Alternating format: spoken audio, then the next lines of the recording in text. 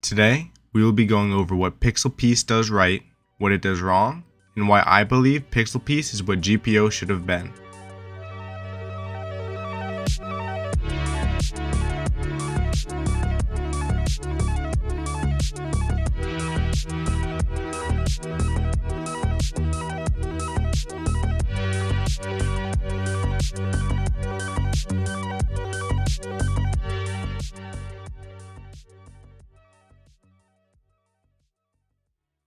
First off, I'd just like to say that I have not been asked nor commissioned to make this video. This is simply an honest review of Pixel Piece based on my experience with the game. The game is still in beta with many things still needing work, so this review will be taking that into consideration. I have tester access to Pixel Piece due to being a content creator. I went into the Pixel Piece beta completely blind, with no idea what to expect. I created my character and started my journey.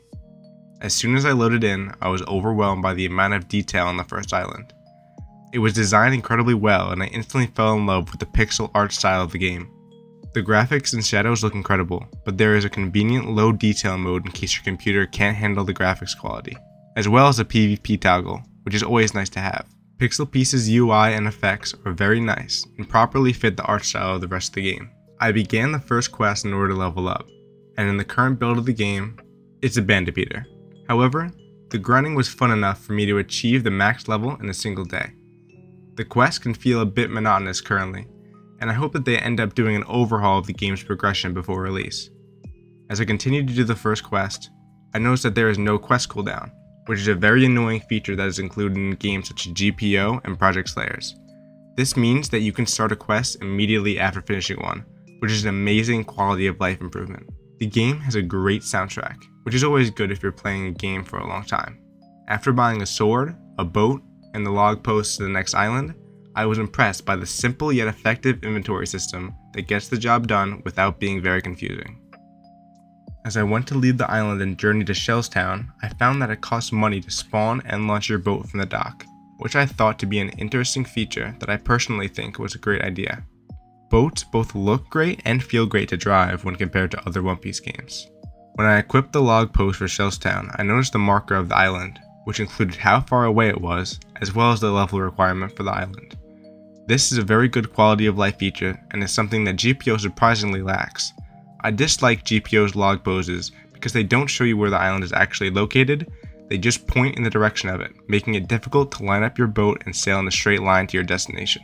It took a few minutes to reach Shellstown, but when I did, I was impressed by just how massive and detailed it was.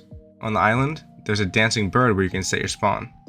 Next to the bird was a barbershop where you're able to edit your character from in-game, which is incredibly convenient. While playing the game, there's a few bugs here and there, but overall the game isn't too buggy, and it's still in beta anyways. The emotes are high quality with a lot of cool ones to choose from. One thing I am not a fan of is the roll. It feels slow, clunky, and overall unoptimized. There is end lag after the rolling animation, where you aren't able to immediately attack, making a GPO a much better option for mobility. GPO can be bought at Syrup Village for 500, which is a very fair price. One sword style can also be bought at Syrup Village for 5,000, and Blackleg can be bought at Baratier for 4,700.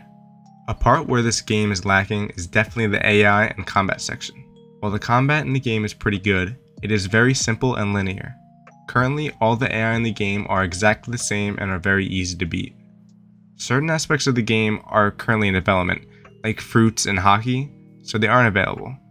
There are also some flaws in the progression, like how you have to go to Syrup Village in order to buy the log post for Syrup Village.